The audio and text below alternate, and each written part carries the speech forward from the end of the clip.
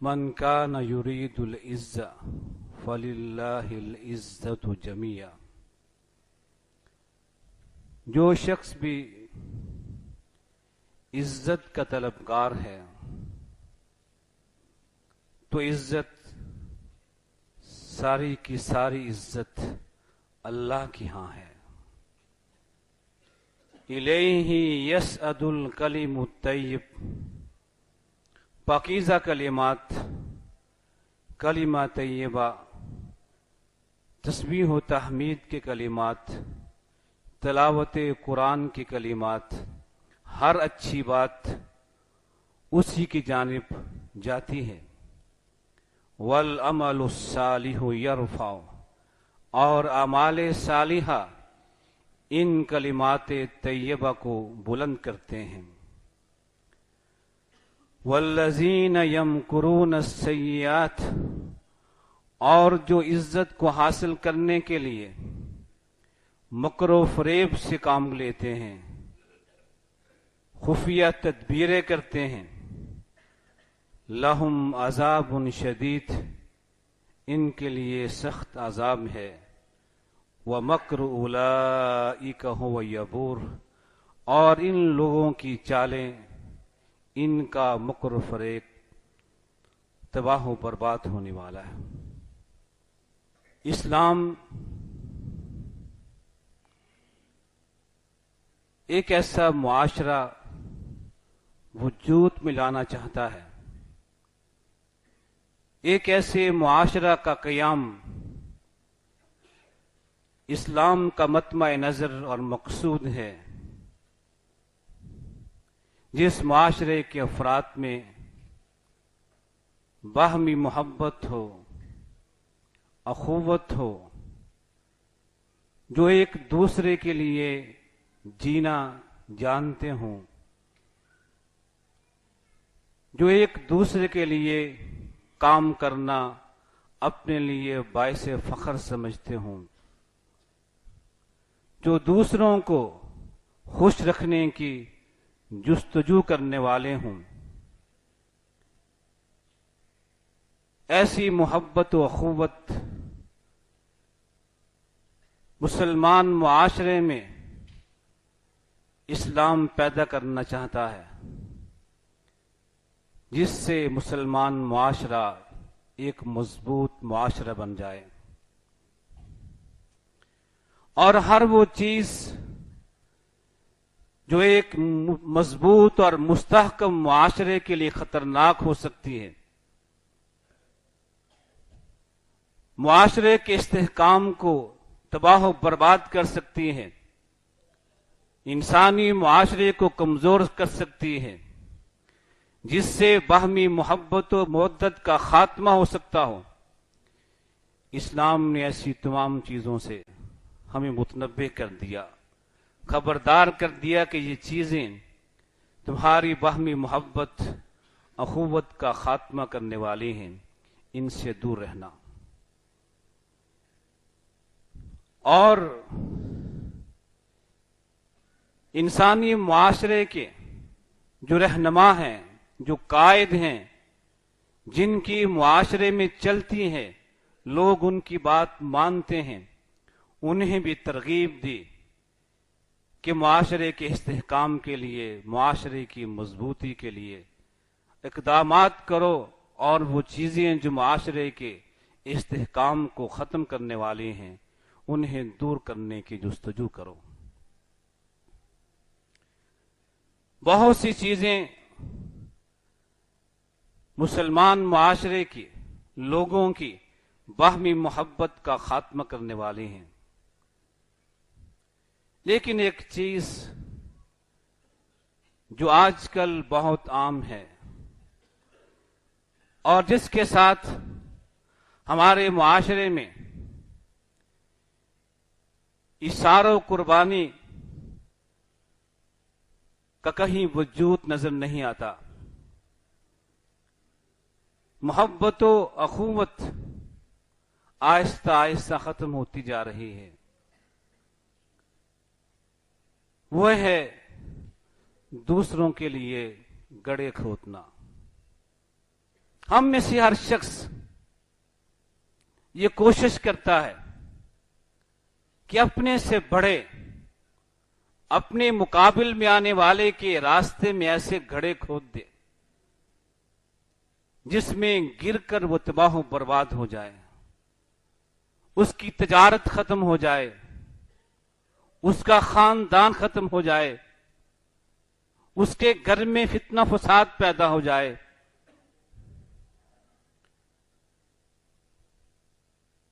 لیکن رب ذوالجلال نے قرآن حکیم میں ہمیں واضح طور پہ اس حقیقت کو بتا دیا، وَلَا يَحِيقُ الْمَكْرُ السَّيِّئُ إِلَّا بِأَهْلِهِ، کہ جب بھی کوئی شخص دوسروں کے لیے گڑھے کھودتا ہے تو اس گڑھے میں خود بھی گرتا ہے۔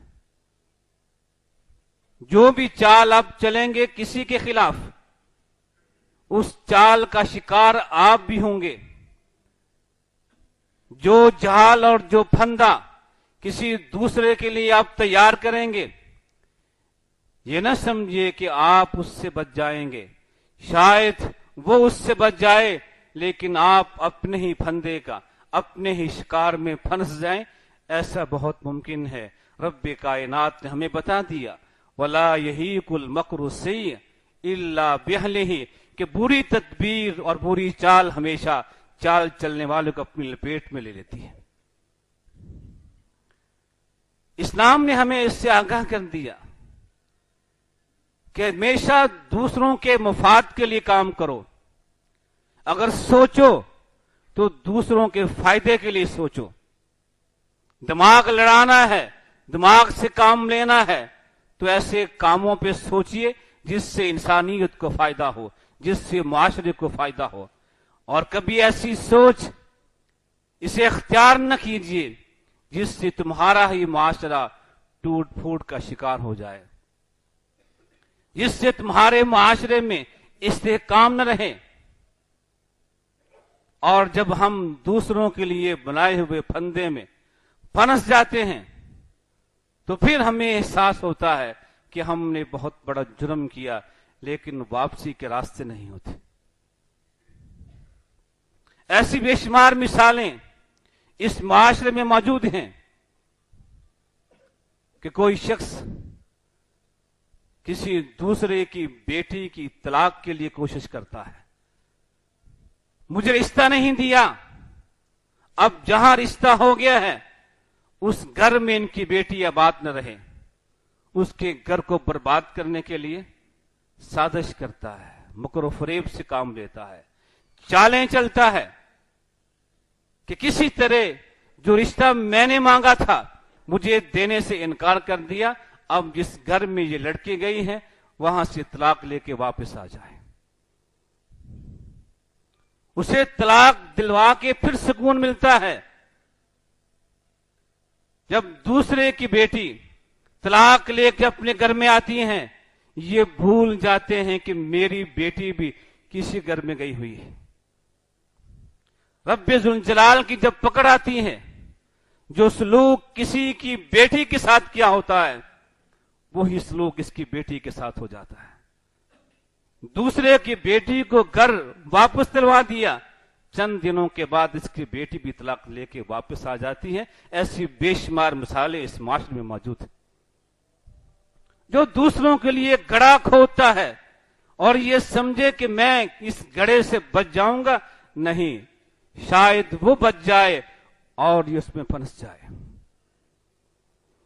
سعودی عرب کے ایک مشہور عالم ہیں شیخ صالح مغامسی، انہوں نے یہ واقعہ بیان کیا ہے کہ سعودیہ کے ایک شہر قسیم کا یہ واقعہ ہے کہ وہاں ایک شخص اپنے ہمسائے سے کچھ قرض مانگنے کے لیے گیا۔ ہمسایہ بیمار تھا، چارپائی پہ لیٹا ہوا تھا، اس نے تکیے کے نیچے سے تھیلی نکالی، جتنے پیسے مانگے تھے اس کو دے دیے۔ اس نے دیکھا اس کے پاس تو اور پیسے بھی ہیں۔ اب ذہن میں شیطان نے بار ڈالی کہ مریض آدمی ہے، بوڑھا انسان ہے، کب یہ ختم ہو جائے، کسی طرح یہ دولت بھی ہتھیا لو۔ سوچتا ہے کسی طرح میں یہ پیسے، یہ تھیلی بھی قبضے میں کر لوں۔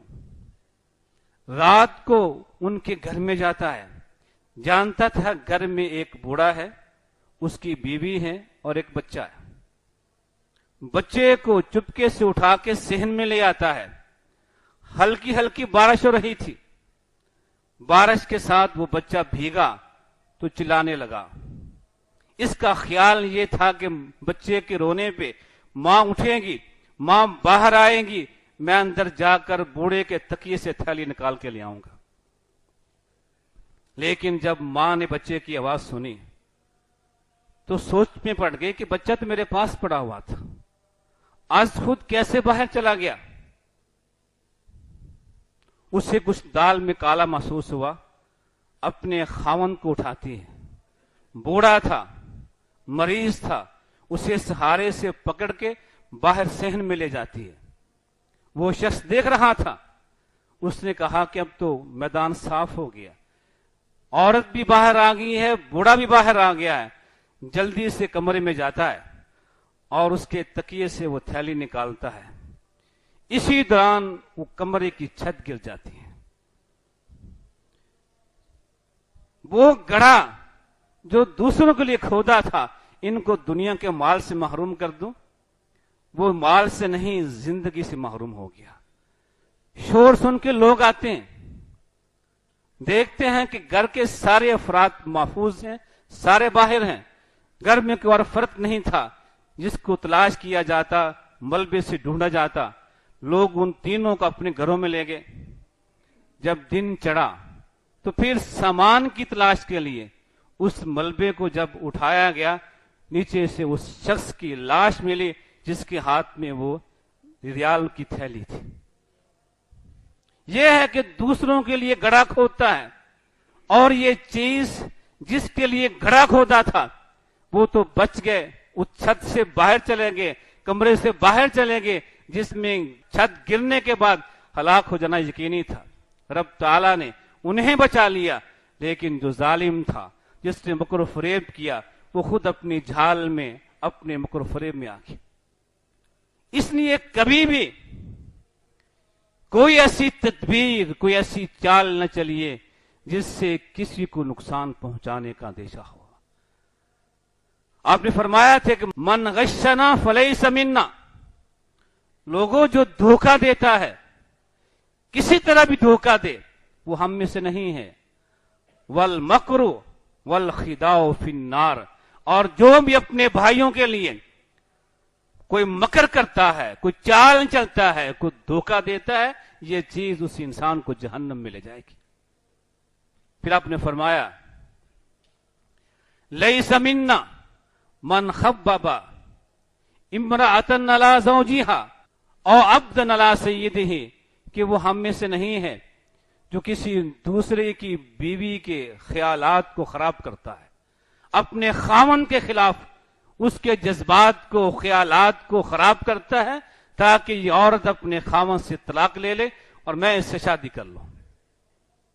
جس شخص نے کسی دوسرے کی بیوی کے خیالات و جذبات کو خراب کیا کہ یہ میری بیوی بن جائے، وہ طلاق دے دے، میں شادی کر لوں، لیس منا، کہا کہ یہ ہم میں سے نہیں ہے۔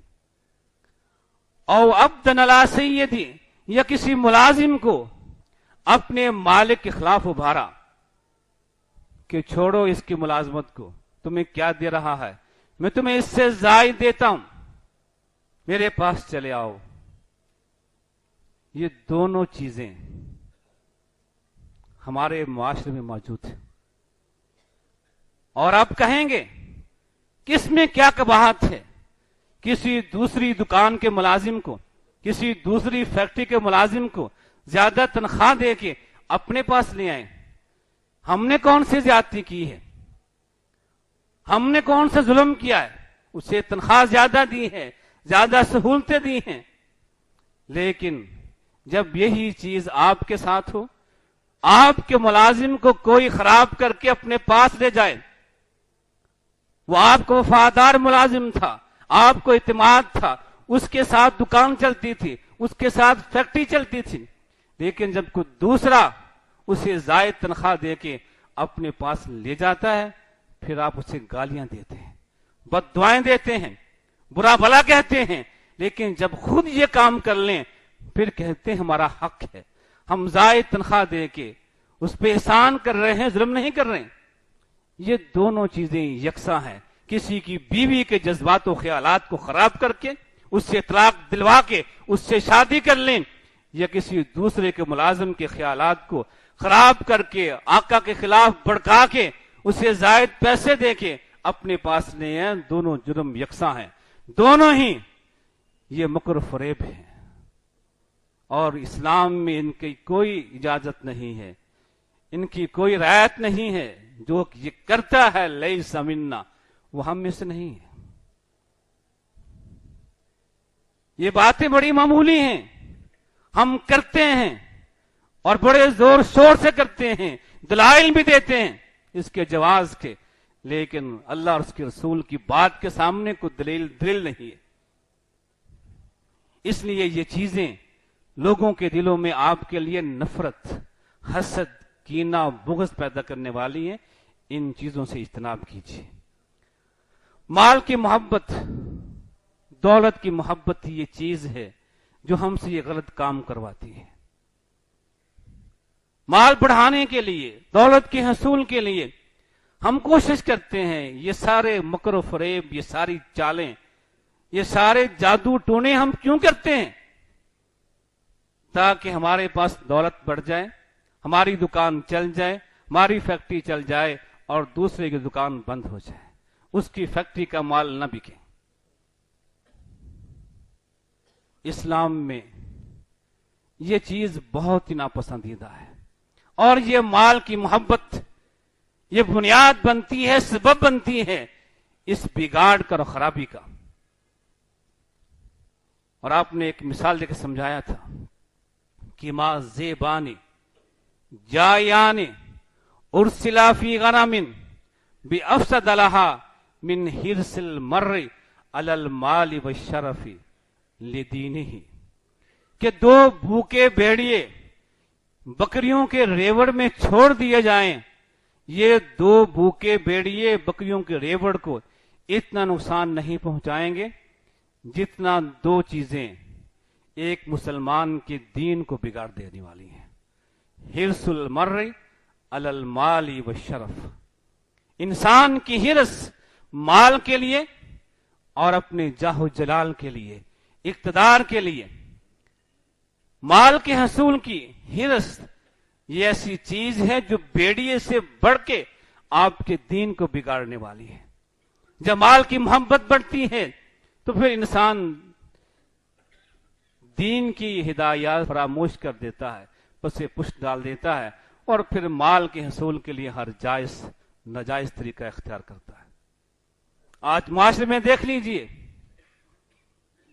نگاہ ڈال لیجئے کہ جو لوگ بھی کسی بھی طریقے سے مال جمع کرتے رہے، لوگوں کے لیے وہ پھندے تیار کرتے تھے، ان سے ٹیکس لینے کے لیے، ان سے مال ہتھیانے کے لیے ٹیکسوں کے پھندے تیار کرتے تھے، لیکن خود بھی کسی پھندے کا شکار ہو گئے۔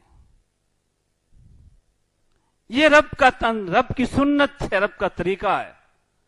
کسی کے ساتھ ہمدردی نہیں ہے، خیر خواہی نہیں ہے، اس کے فائدے کی سوچ نہیں ہے، اس کی سوچ ہمیشہ دوسروں کے لیے بری ہے، ظلم والی سوچ ہے، مال ہتھانے والی سوچ ہے۔ کل ضرور ایسا شخص ایسے پھندے میں آئے گا کہ پھر شاید اس کی نجات ممکن نہ ہو۔ حرص المرء علی المال والشرف، اور ایک ہوتا ہے کہ میں بڑا ہی باعزت ہوں، میرا بڑا مقام ہے، مجھے اس نے گالی دی، میری بات نہیں مانی، میرے خلاف بات کی ہے، اس کی یہ جرت، یہ برداشت نہیں ہوتا، قوت برداشت نہیں ہے کسی کی بات کو، کسی کی اعتراض کو سن بھی سکیں۔ اب یہ کوشش ہے کہ میری انا کو ٹھیس پہنچی ہے، اپنی انانیت کے لیے دوسرے پہ ظلم کرتا ہے، خود بس چلے تو آپ ظلم کرتا ہے، وگرنہ کسی جھوٹے مقدمے میں اسے تھانے بھجوا دیتا ہے، جیل بھجوا دیتا ہے، جھوٹے مقدمات بھی پھنسا دیتا ہے۔ یہ وہ چیز ہے، مال کی حرص اور اپنے جاہ و جلال کی ہرس جو انسان کے دین کو تباہ و برباد کر دیتی ہے. جب یہ دو قسم کی ہرس انسان میں پیدا ہو جائے تو پھر وہ انسان دیندار نہیں رہتا، اس کا دین نہیں ہوتا، دین بگڑ جاتا ہے. دین کی بات تو مانتا ہی نہیں ہے. اگر دین کی بات مانے تو کبھی مال کی ہرس پیدا نہ ہو، جاہ و جلال، انانیت یہ پیدا نہ ہو. امام تبری نے اپنی کتاب تفسیر تبری میں ایک واقعہ بیان کیا ہے جو اسرائیلی روایات میں سے ہے، لیکن اسرائیلی روایات میں اگر نصیحت ہو تو وہ ہمارے لیے فائدہ مند ہے، اس سے ہم نصیحت لے سکتے ہیں. وہ بیان کرتے ہیں کہ عیسیٰ علیہ السلام کہیں سفر پہ تھے، تبلیغی دورے پہ تھے، ساتھ ایک یہودی بھی ہو گیا. دونوں جا رہے ہیں. ان کے پاس 3 روٹیاں تھیں. عیسیٰ علیہ السلام جب کھانے کا ٹائم آیا اس سے پوچھتے ہیں روٹیاں کہاں ہیں؟ روٹیاں 2 نکلی. کہ روٹی 3 تھی، تیسری کہاں ہے؟ کہتا ہے 2 ہی تھی. اللہ کی قسم روٹیاں 2 تھی. یہودی تھا، اللہ کی قسم کھا کے کہہ گیا کہ نہیں، جو روٹیاں تھی 2، 3 نہیں تھی. آپ خاموش رہے، چل پڑے. آگے چلتے ہیں تو ایک نابینا شخص ملتا ہے. عیسیٰ علیہ السلام اس کے سر پہ ہاتھ رکھتے ہیں، اللہ سے دعا کرتے ہیں، اس کی بینائی واپس آ جاتی ہے، وہ بینا ہو جاتا ہے. یہودی دیکھتا ہے کہ نابینا شخص ان کے ہاتھ رکھنے سے، دعا کرنے سے بالکل ٹھیک ہو گیا ہے. کہتے ہیں سبحان اللہ. پھر پوچھتے ہیں کہ اللہ کے بندے، تجھے اس اللہ کی قسم جس کے اذن سے یہ نابینا بینا بن گیا، اس کی بینائی واپس آ گئی، بتاؤ روٹی تیسری کہاں ہے؟ اللہ کی شان دکھا دی کہ وہ اللہ جس کی قسم میں تمہیں دے رہا ہوں، اس اللہ کی قسم اٹھا کے بتاؤ وہ روٹی تیسری کہاں گئی؟ پھر جھوٹ بولتا ہے کہ وہ تیسری روٹی تھی نہیں، روٹیاں تھی 2. وہ بحث نہیں کرتے ہیں، چل پڑتے ہیں. آگے ایک نہر آتی، اس نہر کو عبور کرنا تھا. یہودی کہتا ہے کہ کیسے نہر عبور کریں گے؟ آپ کہتے ہیں کہ تم میرے ساتھ چلو، اللہ کا نام لو، میرے پیچھے آ جاؤ. وہ نہر پہ چل پڑتے ہیں، پانی پہ چلنا شروع کر دیتے ہیں. تو پھر کہتے ہیں کہ اللہ کے بندے، جس اللہ نے ہمیں پانی پہ چلایا، تمہیں اس اللہ کی قسم بتاؤ روٹی تیسری کہاں ہے؟ کہتا روٹیاں 2 تھی، قسم کھا کے روٹیاں 2 تھیں، تیسری تھی نہیں. خاموش ہو جاتے ہیں. نہر پار کر جاتے ہیں. جب کنارے سے اترتے ہیں تو عیسیٰ علیہ السلام مٹی کی 3 ڈھیریاں جمع کرتے ہیں. 3 ڈھیر مٹی کے جمع کرتے ہیں. اللہ سے دعا کرتے ہیں کہ اللہ مٹی کے ان 3 ڈھیروں کو سونے کے بنا دے. اللہ نے سن لیا، وہ 3 ڈھیریاں سونے کی بن گئی. یہودی جن کی فطرت میں ہی ہرس، لالچ، جھوٹ، فریب اور مکر ہے، وہ کہتا ہے کس کی ہیں؟ تو آپ کہتے ہیں کہ ایک میری ہے، ایک تیری ہے، اور ایک اس کی جس نے وہ 30 روٹی کھائی تھی. کہتا میں نے کھائی تھی. اب جب وہ مال دولت نظر آئی تو سچ بول دیا. اللہ کا نام، اللہ کی قسم جب تھی، جھوٹ بول گئے.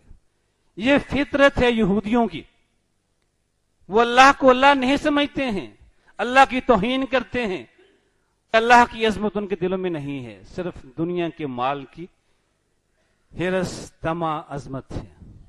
اور جس شخص کے دل میں یہ کیفیت ہو، اللہ کی عظمت نہ ہو، مال کی عظمت ہو، سمجھے وہ بھی یہودیوں کی فطرت پہ ہے. تو آپ کہتے ہیں کہ یہ 3 تیری ہیں، میں بھی نہیں لیتا. 3 تیری ہیں، اسے چھوڑ دیا، آگے چل پڑے. وہ اب یہودی 3 ڈھیریاں جمع کر لیتا ہے. ادھر سے 3 آدمی گھوڑے پہ سوار آتے ہیں، ڈاکو چکے تھے. دیکھا کس ایک کے پاس 3 سونے کی ڈھیریاں ہیں، اسے جان سے مار ڈالا. وہ جو دنیا کے مال کے لیے، دنیا کی دولت کے لیے झूठ बोलता आया, फरेब करता आया, चंद मिनटों के लिए दुनिया मिली, उसके बाद सब कुछ छोड़ के चला गया। वो तीनों डाकू बैठते हैं और तीनों डेरियां तकसीम कर लेते हैं। उनमें से दो शख्स आपस में कहते हैं, अगर हम ऐसा करें, इस तीसरे को मार डालें, तो ये दोनों हमारी हो जाएंगी। कहते बड़ी अच्छी बात, ये हिरस, माल की हिरस। तो तीसरे से कहते तुम जाओ खाना ले आओ, हमने आगे जाना है, यहां खाना खा लेते हैं, तुम खाना लेके आओ, फिर हम आगे चलते हैं। उसे खाने के लिए भेज दिया। उसके दिल में बात आई कि ये 3 डेरियां हैं, अगर मैं खाने में जहर मिला दूं तो तीनों मुझे मिल जाएंगे। उसने खुद खाना खाया, बाकी खाने में जहर मिला के आ जाता है। जब वो आया तो बाकी 2 ने उसे पकड़ लिया, मार डाला। उसे मारने के बाद उन दोनों ने खाना खाया, वो भी मर गया। ये दुनिया के तलबगार, दुनिया की दौलत की हरीस खत्म हो गए, दुनिया का माल फिर भी मौजूद है। ये दरस है कि दुनिया का माल मरता नहीं है, जो भी आप कमाते हैं यहीं रहता है, आप चले जाते हैं छोड़ के, लेकिन माल दुनिया में रहता है। हदीस वापस आते हैं, देखते हैं कि तीनों ढेरियां मौजूद हैं और वहां 4 लाशें पड़ी हुई हैं। तो उन्हें देख के फरमाया, हा कजा तफअलु दुनिया बिहलिहा, दुनिया इसी तरह उनके साथ सलूक करती है जो दुनिया के तलबगार होते हैं, दुनिया के हरीस होते हैं। ये सबक दिया हमें भी कि दुनिया वाले जो दुनियादार हैं, दुनिया के हरीस हैं, दुनिया उनके साथ ऐसा ही करती है, सबको मार कर हलाक करके खुद दुनिया बाकी रहती है। इसलिए आपने फरमाया था कि लोगों, वल्लाही मल फक्र अख्शा अलैकुम, लोगों मुझे कोई डर नहीं है कि मेरे जाने के बाद तुम फकीर बन जाओगे, गुर्बत आएगी, माल नहीं होगा। नहीं, मुझे यकीन है कि मेरे जाने के बाद तुम्हारे लिए रब्बे कायनात दौलत के दरवाजे खोल देगा, पहलों से बढ़ के तुम्हें दौलत मिलेगी। मुझे कोई फिक्र नहीं है कि मेरे बाद मेरी उम्मत भूखी रहेगी, गरीब रहेगी, नहीं, पहलों से बढ़ के माल मिलेगा। मुझे डर है तो ये कि जिस तरह पहली उम्मतों को माल की मोहब्बत ने तबाह बर्बाद कर दिया, कहीं ये माल तुम्हें बर्बाद न कर दे। ये आपने दरस दिया कि ये माल आएगा, बहुत आएगा, लेकिन माल की मोहब्बत में पड़ के बाहमी मोहब्बत को छोड़ दो, नफरत पैदा कर लो, हसद बुग़्ज़ पैदा कर लो, दूसरों के लिए चालें चलो कि इसके पास माल ना जाए, इसकी दुकान ना चले, माल मेरे पास आ जाए। ऐसा ना करना, ये ऐसा मकर फरेब है जो शैतान तुम्हें सिखाता है। ये माल यही रह जाएगा। अगर रब के पास कोई चीज जाती है तो कलमा तैयबा के बाद अमाल सालिया हैं, अच्छे काम कीजिए, फिर तुम्हारा कलमा पढ़ना काम आएगा। कलमा पढ़ लिया, कुरान पढ़ा, जिक्र वज़कार किया, तस्बीह तहमीद की, लेकिन अमाल बुरे हैं, ये कलिमात किस तरह आसमान पे जाएंगे? अल्लाह इन्हें कैसे कबूल करेगा? तुम्हारे अमाल बुरे हैं, इसलिए अपने अमाल को सही कीजिए, तुम्हारे अमाल नेक होंगे, तुम्हारी ये सारे कलिमात अल्लाह के यहां कबूल हो जाएंगे। अगर तुम्हारे अमाल सही न होंगे तो ये सारे कलिमात तैयबा वापस आ जाएंगे, माल बला।